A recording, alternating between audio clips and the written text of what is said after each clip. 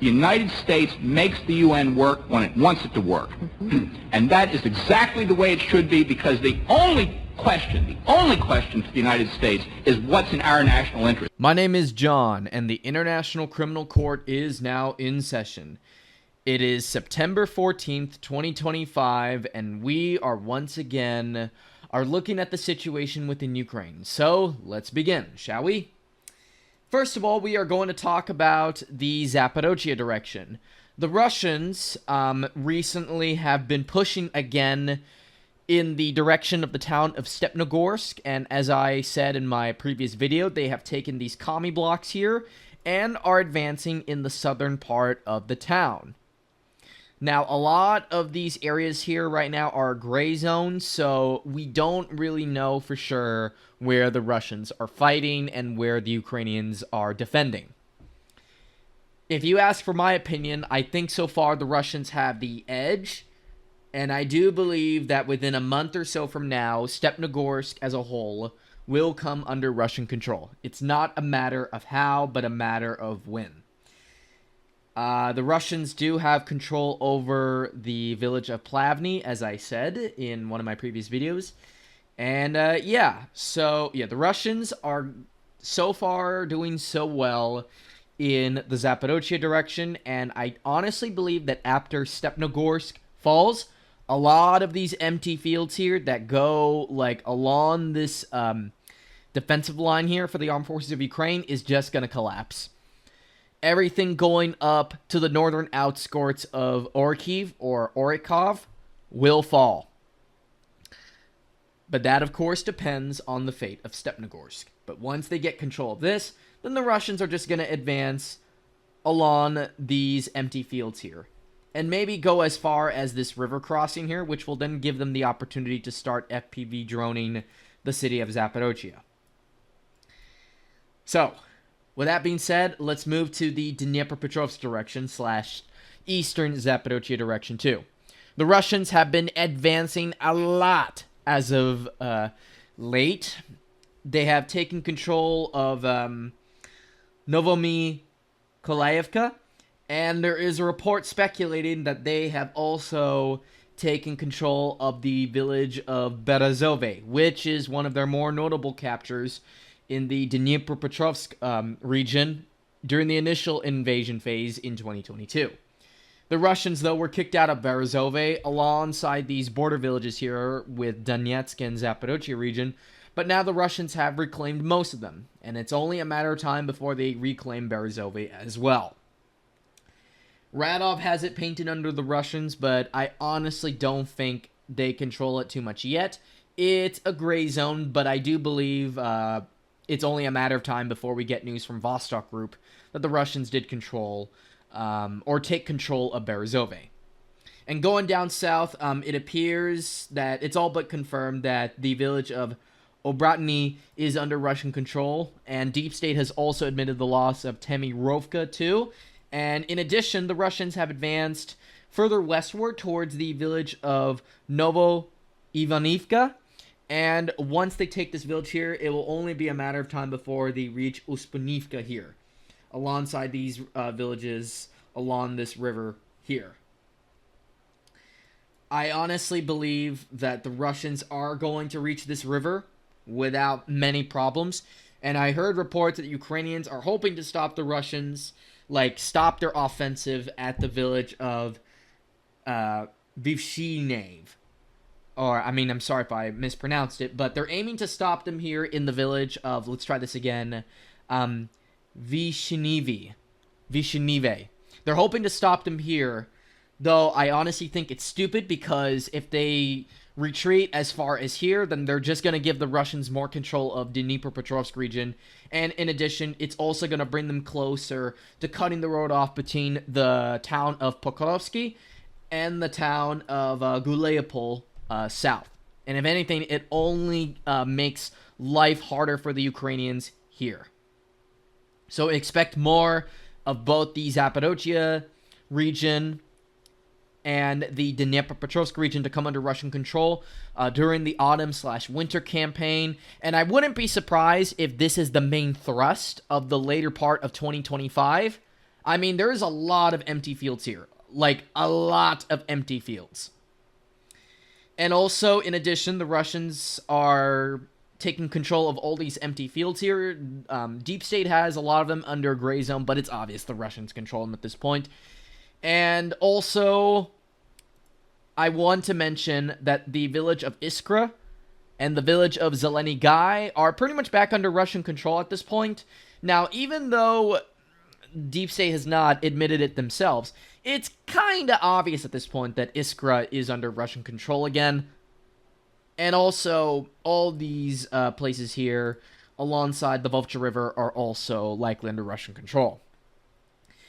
The Volcha River itself is also very shallow, so expect the Russians to easily cross it without many problems. And once they enter this source, it's pretty much game over for the village of Veliki Kamykalivka.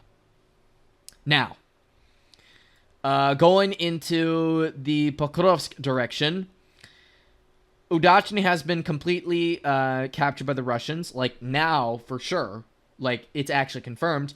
And in addition, there is a report on the Zoka channel, which by the way is, yes, it is named after the Bosnian Serb Zoka, who was doxxed years ago by some moron named Pekka on Twitter X. Apparently, they have taken control over the village of Molodetsky, but we don't have any confirmation of that. So I guess Syriac should paint it in a gray zone, but apparently the satellite imagery, which shows like a lot of like firing, like shellings, is in this area, alongside the border with the DNEPROPETROVSK region. So it wouldn't surprise me if Molodetsky is under Russian control, and perhaps maybe Russians are trying to contest for the village of Novo Pidorini, which of course is on the way to the town of Mizova. We have no confirmations yet so far, but it wouldn't surprise me if this were to be the case. Now, in the city of Pokrovsk, not much is going on, so we can skip this area. But in the direction of Myanograd, we have a spectacular mess. Anatoly Radov, that is, was dooming a lot about this direction, but now it seems to be shifting in the favor of the Russian army. So, there was a recent video that popped up, which was posted to the Creamy Caprice channel, that showed the Russians being geolocated in this area, which is just outside of the city of Myanograd, which is adjacent to the city of Pokrovsk, aka Krasnaya Amisk. Now, I honestly believe that the Russians are advancing here, and I do believe that the Ukrainians don't have as much control of the situation in the Pokrovsk area as they want you to believe. A lot of it is a gray zone, and I honestly don't think the Ukrainian situation here is really improving as much as Siersky wants you to believe. I honestly think that the situation is still in the favor of the Russians. And of course, in the Dobopila direction, it's not looking too good for the Russians, but I honestly think that if the situation unfolds that badly, they can just obviously retreat behind this area here, and that would be it. But right now, overall, though, I still think the Russians have control of the situation, and we can expect them to start contesting, for real, the city of Myanograd in a matter of weeks. And these villages here, such as Balahan, Kozatatsky, and Promin, will likely come under Russian control probably by next month, like at the earliest. Not latest, but earliest. In the Konstantinovka direction, the Russians are still contesting for Katerinovka and Klibambuk, but also the Russians are advancing into the city of Konstantinovka, eastward from the town of Chazov Yar, but also from the village of Bilagora. Russians are clearing out this pocket here, filled with Ukrainians, so we can expect Pridichine to come back under Russian control soon. And yeah, the Russians are fighting out for the Dakas here in the city of Konstantinovka. So the Battle of Konstantinovka has begun. Well, for real this time, I think. Not DRGs, but the actual regular Russian army. And in the Siversk direction, the Russians are apparently advancing north, but also they're advancing from the southern direction too. there is a report that the Russians are closing in on the village of Yemapol, and if they were to take back control of the village of Yemapol, Liman and Siversk are a sitting duck. Like, both towns will be subjugated to capitulation by the Ukrainians to the Russians. So by the end of 2025, I wouldn't be surprised if both Liman and Siversk come under Russian control. The pressure, I think, is getting to the Ukrainians, and I honestly don't think they're going to hold on for much longer in this area. They could hold it to the end of 2025, but I doubt it. I honestly think they only have like 1 to 2 months left, at least in Siversk, but Liman, we just have to wait and see what happens there. It could go on a lot longer for both towns, but again, time will tell. What I think is going on, by the way, is I think a lot of the best troops of the AFU are being shifted over to Pokrovsk, but also I'm hearing reports that they're starting to be shifted to the Dnepropetrovsk direction.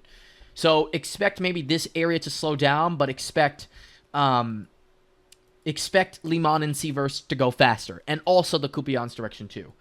And speaking of which, let's actually talk about that. But also, I just want to mention that there are no changes here as of late, though the Russians are continuing to advance on Liman. But in the city of Pokrovsk, it is now confirmed by Deep State, for sure this time, that the Russians are in fact taking control of the northern part of the city of Kupiansk. And they also admitted that the Russians have used a pipe to cross over, like, from one part of the Oska River to the next. And there's even some speculation that the armed forces of Ukraine are withdrawing en masse from the eastern part of the Oska River. Now, take that part with a grain of salt, like a massive grain of salt. But if this were to be true, then the Russians will easily take all these areas here, including the town of Kupiansk, Vuzlovi, and Kivsharovka, without a fight.